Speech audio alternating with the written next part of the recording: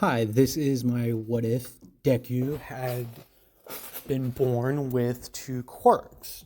And these quirks, he will have these quirks from birth, and also in this story, Inko Midoriya and Mitsuki Bakugo will be high school friends. Like they met in high school, or no, we'll change that. We'll make them childhood friends. Like they are elementary school friends, like the equivalency in Japan, like the equivalency in Japan of an elementary school. So they have been friends for many years. So that being said, Katsuki and Izuku will be raised as though they were cousins.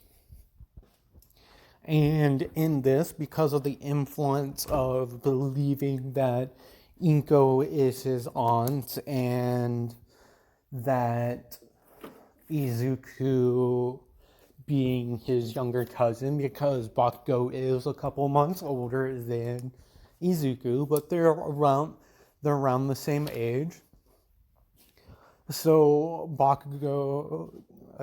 Katsuki won't have this mindset that he's better than everyone else. Well, he will think he's better than everyone else, but he won't believe that he's like the very best. He'll understand that he needs to work hard to actually prove that he's the best. And this is going to create a kind of a sibling rivalry between him and Deku, where like they go back and forth. It's like, oh, I'm the best. No, I'm the best, kind of thing. And Izuku will be he'll be very close to our canon Deku. Like he will still be like a nerd. He'll still be like a hero fanboy and everything. But he'll be way more confident because in this story he does have a quirk. And his quirks are pretty powerful if they're trained properly. Also, in this world, only about 5%, no, we won't say 5%. We'll do about 10% of the population is born quirkless. And with Deku being born with his quirks, his quirks won't really manifest. Like he's essentially would be quirkless because of his quirks are pretty weak at the point, and it takes years for them to develop and get stronger. Well, his first quirk, which will be superhuman, and that entails that he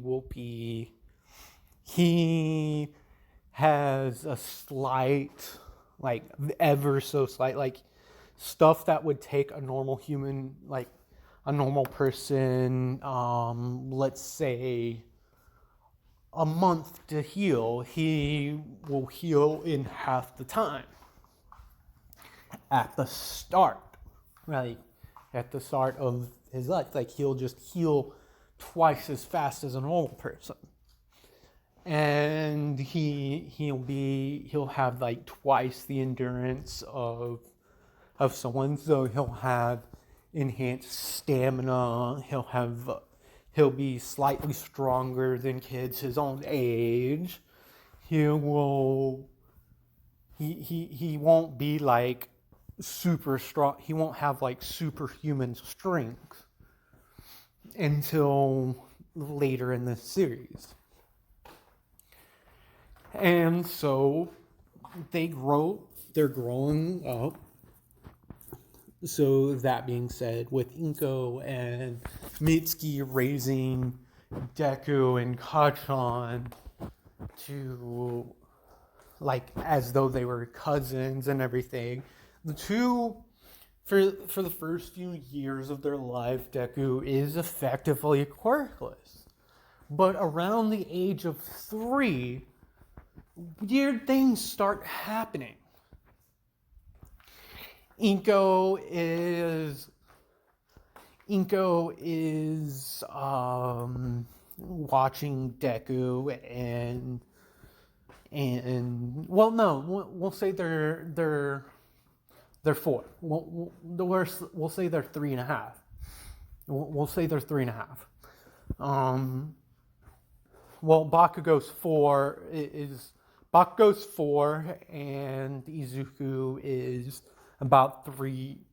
Bakugo's about to have his 4th birthday, and Izuku will in a couple of months turn 4 as well. So Mitsuki had something that she had to take care of, and she couldn't take care of Katsuki, and Masaru had work and everything. So Inko, being a stay-at-home mom, because Hisashi works to support the household, and that way Inko can stay at home and take care of Izuku. Because the first couple months of his life, he was actually in the hospital because he was very sickly when he was born. And the doctors ran tests and everything, and they said he was quirkless because that's one of the tests, because they thought it may have something to do with this quirk. But all the blood tests and everything, the x-rays, everything says that Izuku is quirkless, and it is so effectively they think he's quirkless.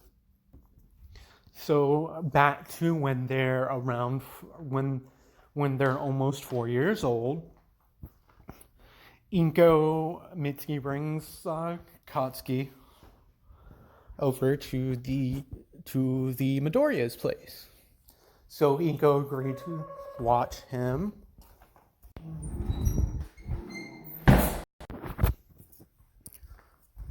So Deku, one moment. Sorry about that. Someone was at the front door. Getting back to it, I believe I was at where Mitsuki had just dropped off Katsuki because she had something she had to take care of, and she couldn't really take care of Katsuki and do what she needed to do, so she asked Inko to watch him for the day. So they're sitting there and everything, and Inko would be watching them and everything, and in the afternoon, Mitsuki would come and pick up Deku, and would come to pick up her, not Deku, Katsuki, and the whole time, the two are playing and everything, and before Mitsuki leaves and everything, all of a sudden they hear a loud crash, and they go running up, both Mitsuki and Inko immediately go running upstairs. What had happened was Deku and Katsuki was they were playing and they got hurt. And well, Katsuki was sitting there holding Deku and everything, and Katsuki had been cut on his hand, and Izuku had cuts on his hand too, and they were sitting there holding hands and everything.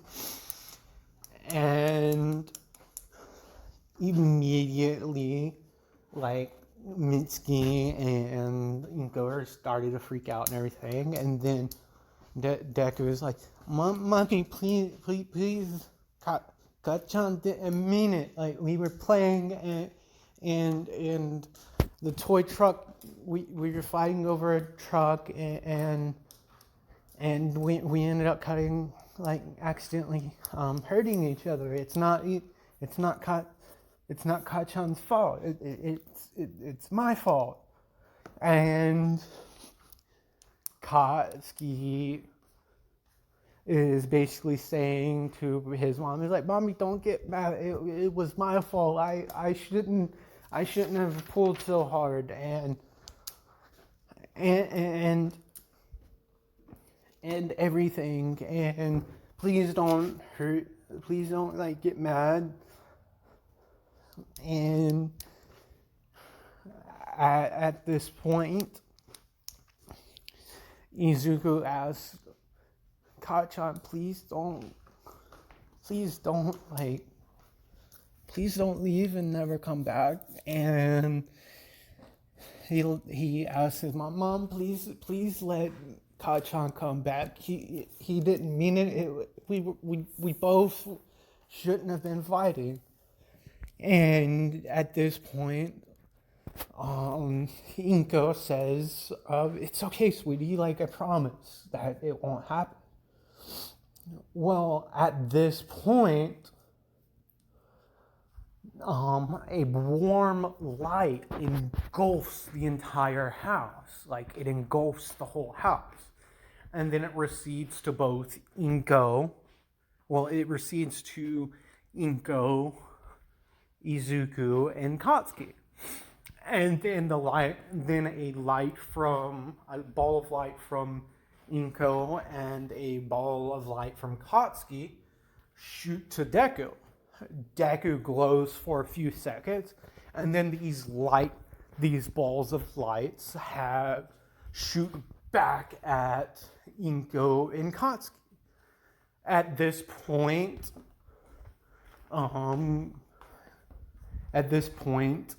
Izuku and Katsuki's, like, hands just start to heal in front of Mitsuki and Inko, who are in total shock about what's happening.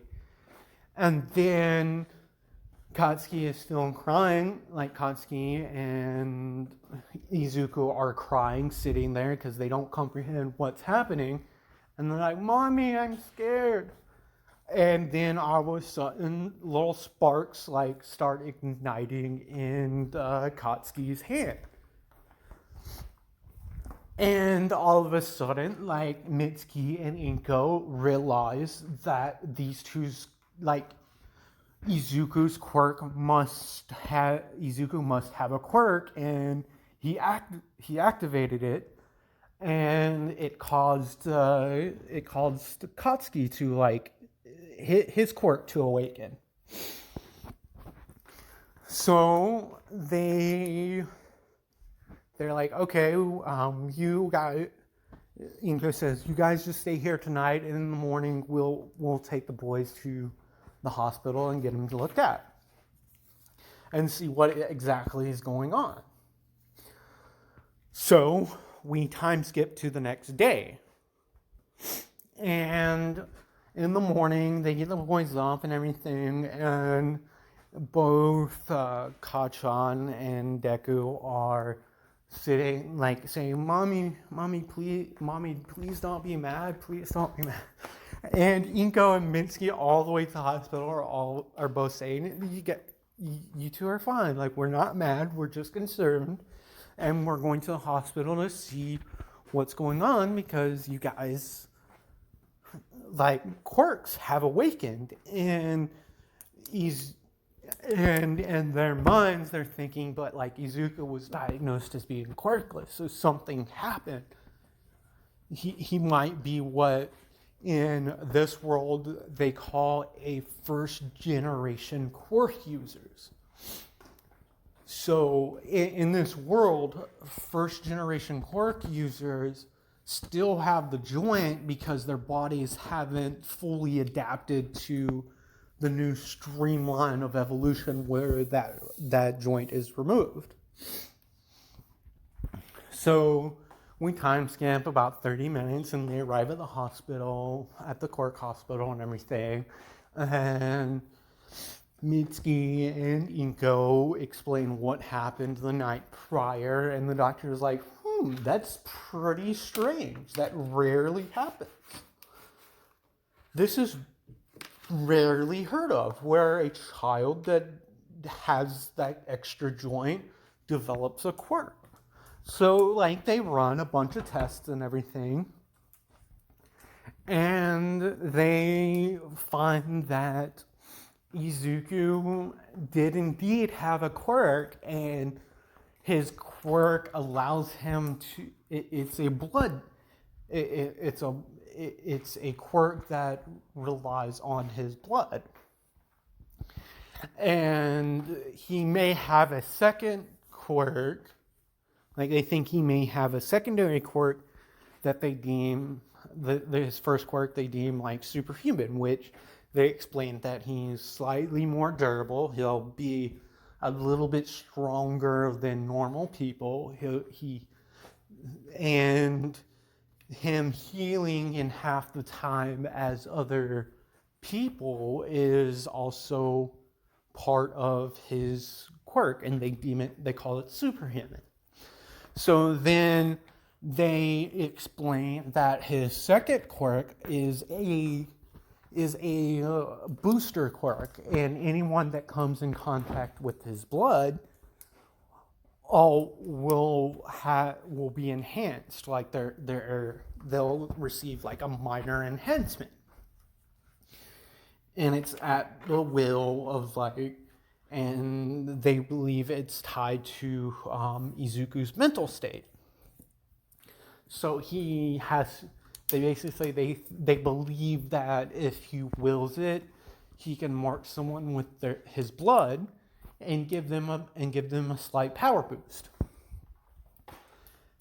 And they think with what happened. That it may have a secondary effect where he can permanently bond with someone, and it gives them a permanent boost to their power at the cost of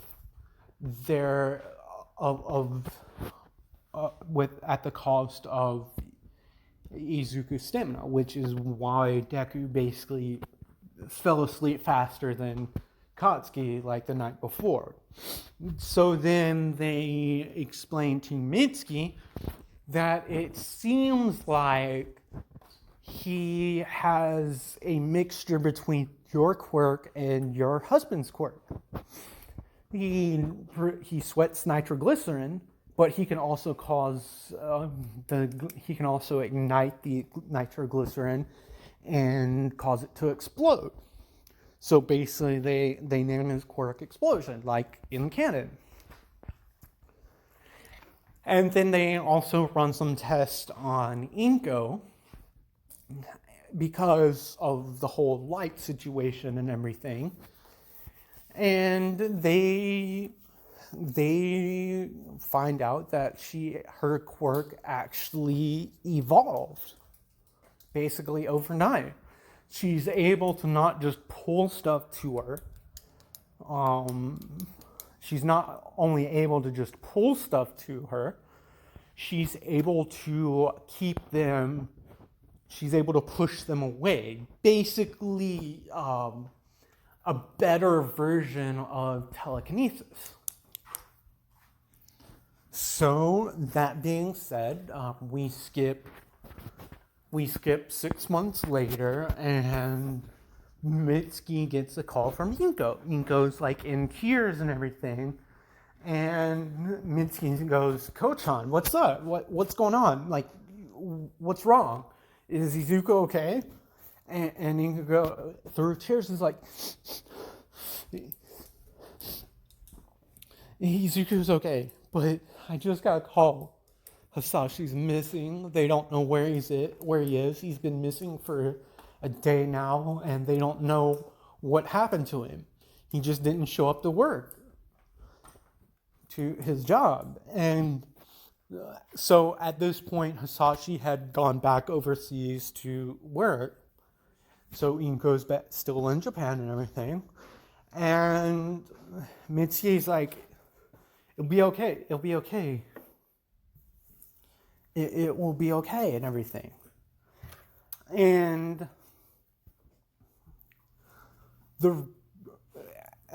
so they keep. So Mitsuki's like, I'll come over and everything.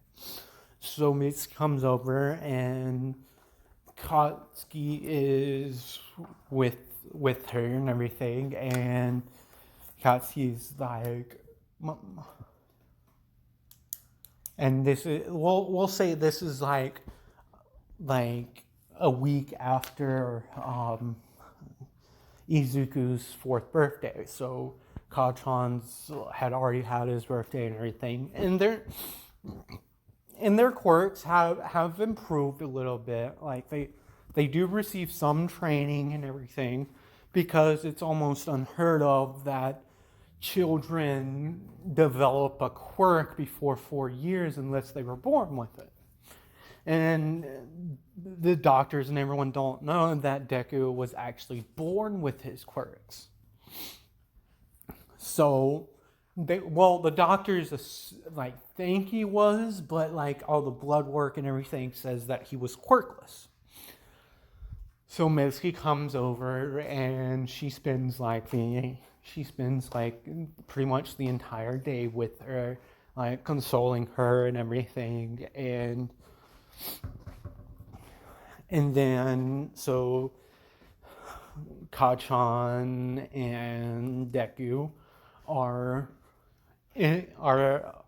upstairs in Izuku's room, just playing, and everything, and just basically being cousin, like doing stuff like cousins would do with each other, just hanging out, developing like more of a friendship, and over the past couple of months they developed a sort of rivalry between the two, where they're like, oh, I'm gonna be a better hero than you. No, I'm gonna be a better hero than you, kind of thing.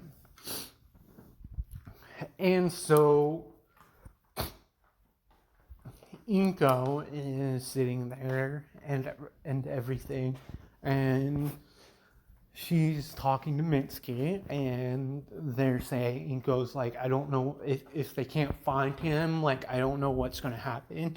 And it looks like I'm gonna have to get another job and everything.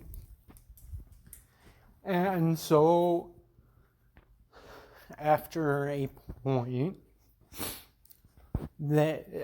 and so the day ends, and Mitsuki and Katsuki go back home. Inko's like spends the night holding Deku, because like she doesn't know how to break it to Izuku that his dad's missing, and she's worried, and she's like, I can't lose my Izuku. So she spends the night like in Izuku's room, like kind of curled up with him. And so the next day,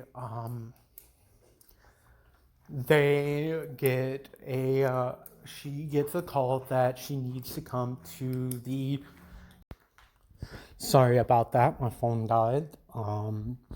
So we'll get back to the part that we were at. I believe I was just at where Inko receives a call from the Yaoyuruzu company, which is the company that Hisashi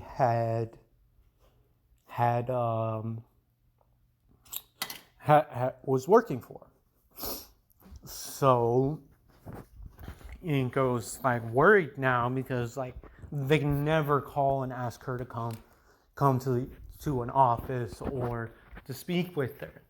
So like on the whole ride there and everything, on the train and stuff, she's like worried, and she's kind of sniffling, and that she's worried, she's thinking the worst had happened. So she gets there to the office and everything, and they ask if Izuku, if she'd be okay if one of the secretaries watches Izuku while they go over what had happened. They have indeed found out what had happened to Hisashi. So they go into the meeting room. A young nurse and everything comes in. Like a young secretary comes in and like is taking care of, is watching Izuku, while Inko is talking to a company lawyer and everything. And Hisashi, they explain that they found Hisashi and that it's not good news. So at one point, the Inko starts crying and like she sort of composes herself. She's still like teary-eyed and everything. And the lawyer's like, I know this is hard, but we have found Hisashi's body. They found him in a company car, and half the car was missing, and Hisashi and the other half of the car were in a ditch. Apparently, he had been attacked by a villain, or most likely a villain, and he ended up losing his life because of it. Now, that being said, they tell Inko, like, we're sorry to break this news to you, but we didn't want it to like drag this out and keep it secret. In the workman's comp clause of their company, if an employee dies, they do offer support for the deceased family, and the lawyer and then the counselor, the company counselor is there too, and the counselor's like, we don't have to discuss these details right now, if you don't want to. And Inko's no, it's fine. So what's going to happen? Well, we have to wait until the country that he's in, like they do the autopsy and everything, and then clear Mr. Hisashi for transportation back home. So we will get him back as soon as we can, so that we can do that. Well, we'll help with the funeral arrangements and everything. And Inko just completely loses it at that point and is just absolutely crying. Well, at this point, for some, Mitsuki is sitting in the living room and with Kazuki, and they're watching like an All-Might video like on the television and everything. And at the same time, Izuku was sitting in like this little leisure area with one of the secretaries, watching like the same All Might video. And it's just All Might doing like an interview, and they're showing clips of like his exploits and everything. And all of a sudden, Izuku starts crying. Isn't just like tears just start flowing from his eyes, and the same thing is happening to Katsuki, and Mitsuki's like, Katsuki, are you okay, sweetie? And he's like, yeah, Mom, why? And it's like, you're crying, and like Katsuki lifts his fingers up and everything, and the secretary asks Izuku the same thing. But you think, Midoriya-chan, are you okay? And he's like, yeah, why? And he's like, you're crying. And it's like, and they both of them lift their fingers up and notice like tears like are coming down their face.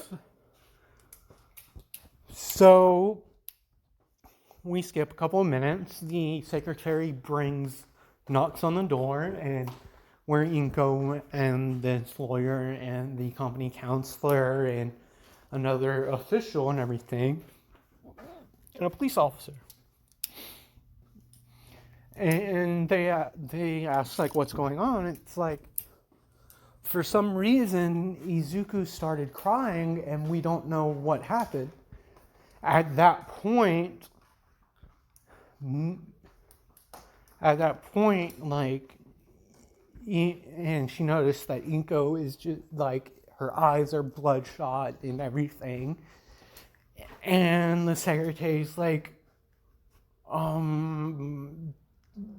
Miss Midoriya, I think Izuku may have been feeling your feelings.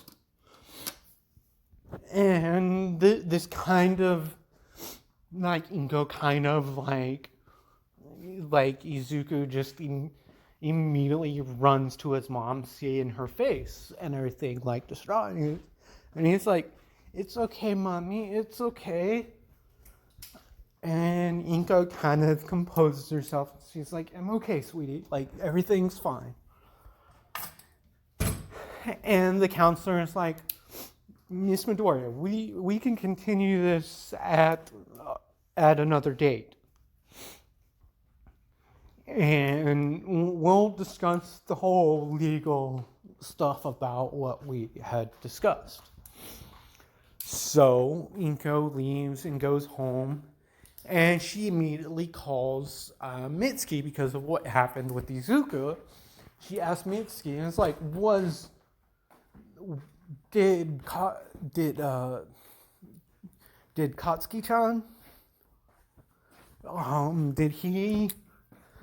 did he just cry without whimpering, like, because Izuku just cried and everything?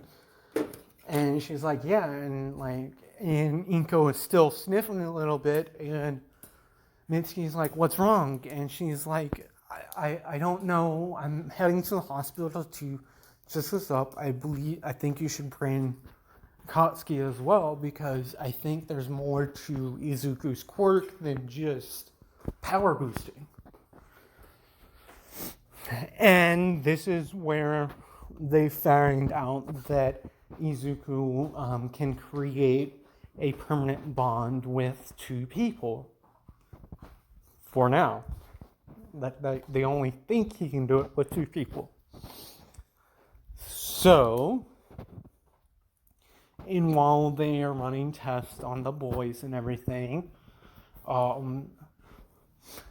Inko explains to Mitsuki what had happened, and she just breaks down again. And Mitsuki just grabs her and is like, it's okay, Inko.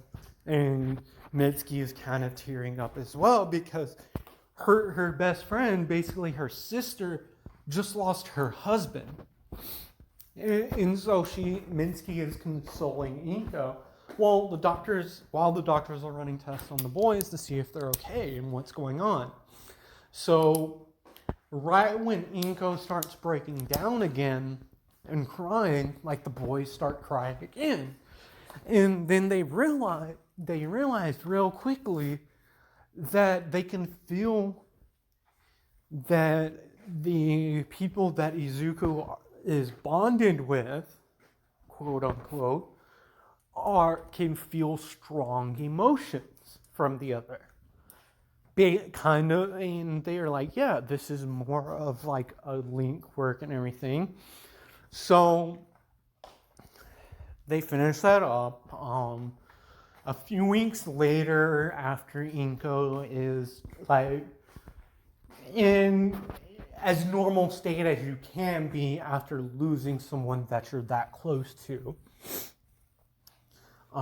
she meets up with the Yaoyorozu company, corporations, like lawyers and everything, to discuss getting Hisashi back home so that they can have do funeral rites and stuff with him. So while this happened, Inko asked Mitsuki to watch Midoriya. So on the way, and this was in the morning, so Inko comes by in the early morning and drops off Izuku. And before she leaves, like, she gives Izuku a kiss on the forehead and be like, "Mommy will be back, sweetie. Mommy has to take care of something, and Mitsuki's going to watch you for the day." And Izuku's like, "Okay, I get to play with Kachan all day today. Yay!" And Katsuki's like, "Yay, I get to play with Izu all day today. Yay!" So, like, the two are really happy, and this kind of perks up Inko a little bit, because she is barely keeping it together. So she does the whole thing, says her goodbyes, and says she'll be back in the afternoon. So she gets to the Yayorozu company's like office and everything, and they go over that what kind of funeral service and stuff that they want for Hisashi and all of this stuff, and basically going over that they also have a life insurance policy for their international employees, their employees that work overseas. Like, it's just a perk that they offer overseas employees that have to travel overseas for work. So that being said, they have a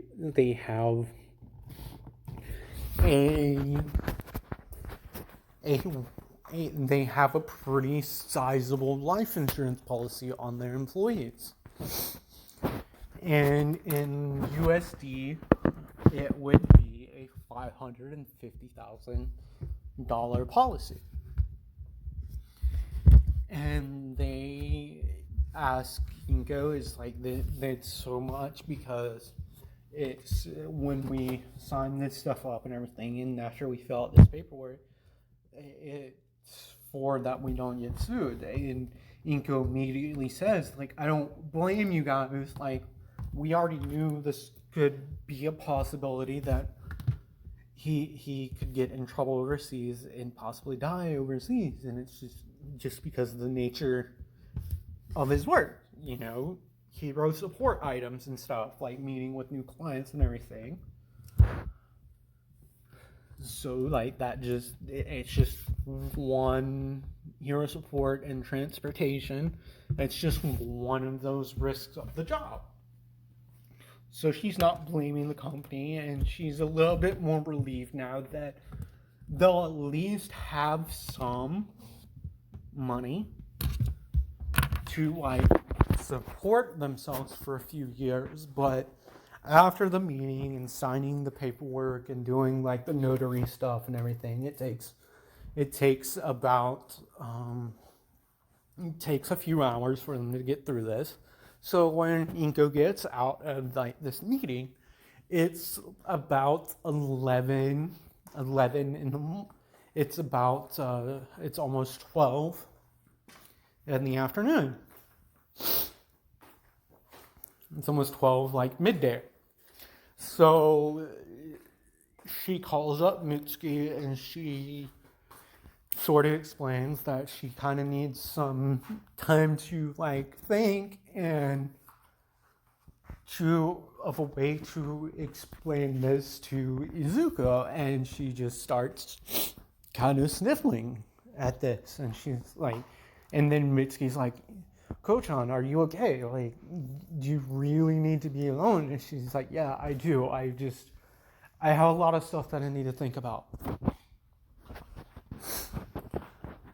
And so when she gets there, she all day she's thinking and everything, and then she gets to Mitsuki's house, the Bakugo's residence, we'll say like 7 o'clock. So she spends 7 hours to like kind of compose herself and kind of think of how she's going to explain to Izuku that his dad had passed away. Because he is young and she's tried to decide if she should tell him at this age or wait a couple of years. Because they do have enough to like live on for a couple of years, but she does know she has to end up eventually getting a job. So when she gets there, like she's like, all right, Mitsuki, like, thank you for watching Izuku, but I'm better now. I still have some things to think of. I'm not going to tell Izuku yet. I'm going to wait a little bit so I can really think about it. So, on their way home, a villain attack happens and a car gets sent flying. And at this point, Inko doesn't know that she can push objects away yet. So this car is heading directly towards her and Izuku. And just out of reflex, she puts her hands up to where the car, one hand up to where the car is, and grabs Izuku and does like a ducking motion. Like trying to protect her child. And then she sits there for a few seconds, like just expecting this thing to hit her and Izuku. And it never does. And then all of a sudden, like, a hero shows up. And what hero, you might ask? Well, it happens to be All Might. Apparently, he had been fighting a villain that was going on a rampage. So, like, he had dealt with the thing, and he comes over and he just grabs the car and sets it down. And he says,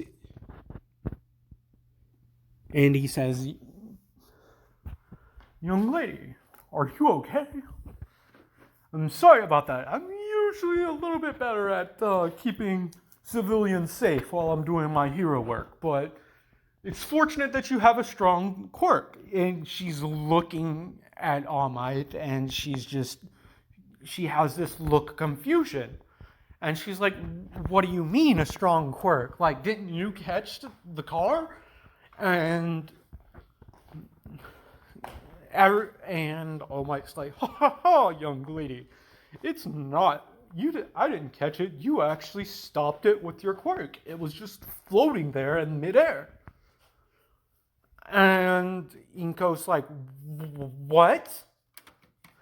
So Inko's like in cell shock, and Izuku's sitting there crying. He's like, "Mommy, are you okay? Mommy, is everything okay? Mommy." And then Izuku turns around and he sees All Might and he goes, "All Might!"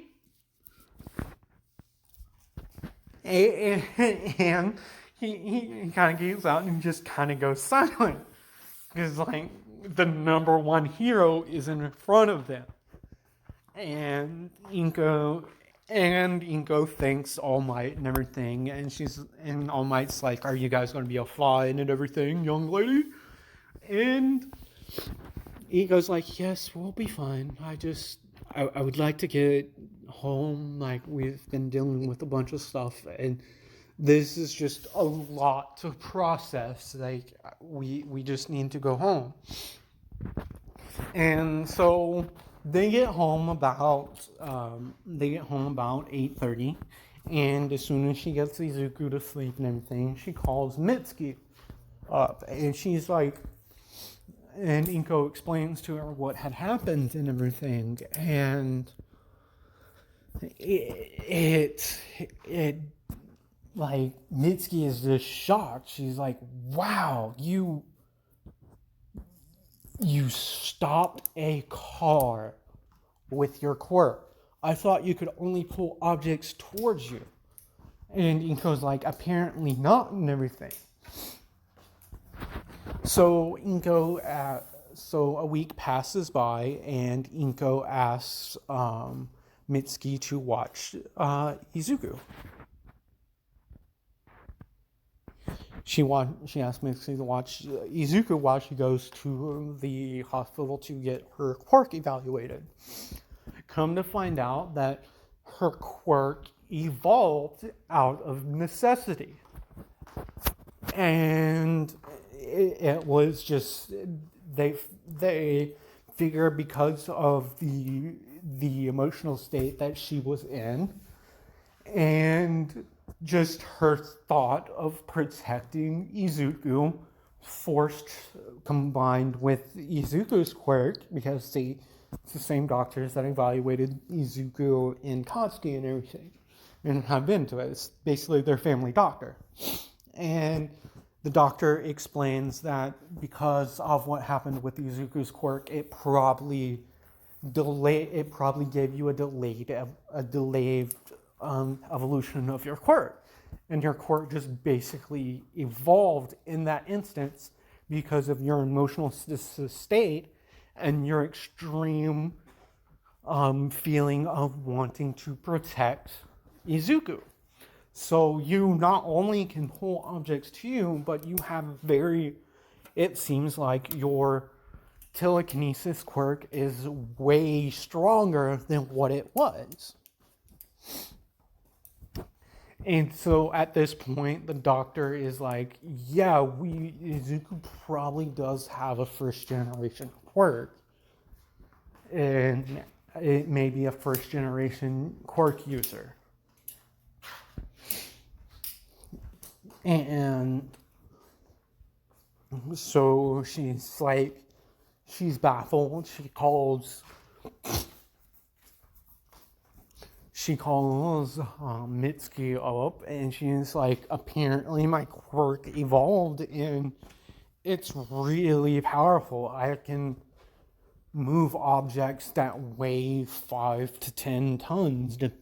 Like, they don't know the exact number because it all depends on my emotional state, but the bare minimum that I can move with it is 2,000 pounds. The bare minimum that I can do it with not like really concentrating is 800 pounds, and ranging from 800 to like 12,000 pounds is like what they estimate to be the upper limit.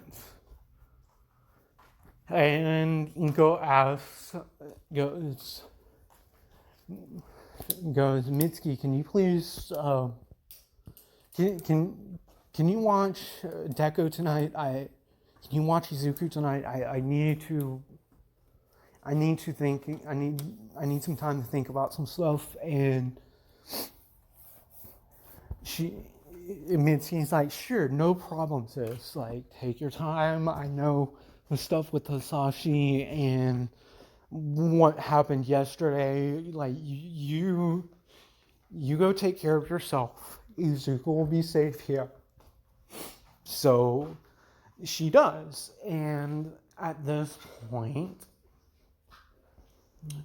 Izuku asks, like, so where's mommy? And Mitsuki is saying, she's fine, sweetie. She has to go see some friends and take care of some stuff, and you get to spend the night. And when she says this, both Izuku and Katsuki go, yay, sleepover party! And because of like them feeling like really happy at this, that they get to sleep over, that Izuku gets to sleep over and have a sleepover party with him, Inko immediately starts feeling a little bit better. So it kind of calms her nerves and everything, and she spends the night thinking about something. She's like, with my quirk, I could apply for a hero license, but it's an extremely dangerous job.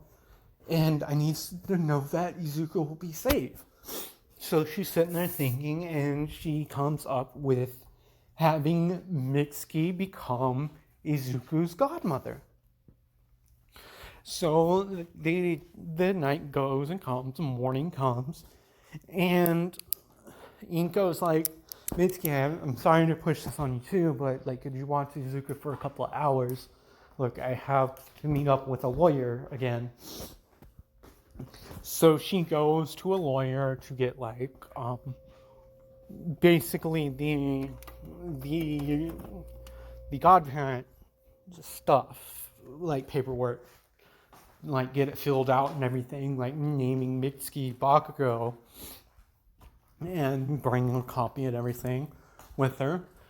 So Inko at this point arrives at the Bakugo's residence to pretty much ask Mitsuki to become Izuku's godmother. And so she gets there, and the Izuku and Katsuki are out in the yard, like in the backyard, playing and everything, just doing kid stuff, normal kid stuff, like playing on the dirt, making mud pies, stuff like that, like just normal kid stuff. While Inko and Mitsuki are sitting in the dining room, like having tea and everything, and Mitsuki is like, Inko, what's wrong? And Inko kind of starts sniffling.